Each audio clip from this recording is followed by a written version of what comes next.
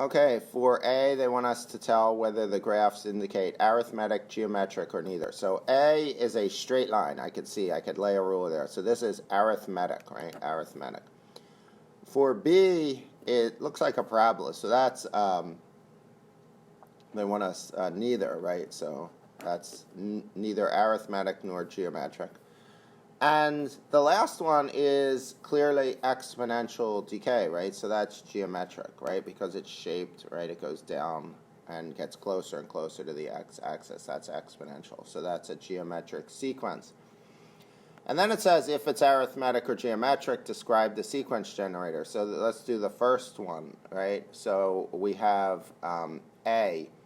So the sequence generator, right, or the common difference, right, is what they're adding to go 1.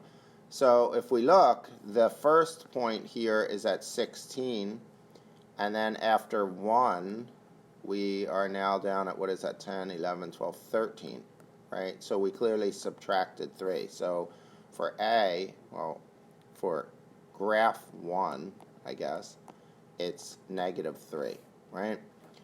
For the middle one, we don't do because it's neither. For the geometric one, we need to see what they're multiplying by. So again, I look at this first point, and that's at 16. And then I look at the second point, right, and that's at 8. So clearly they're multiplying by 1/2, right, times 1/2. So for graph 3, right, it's times 1/2.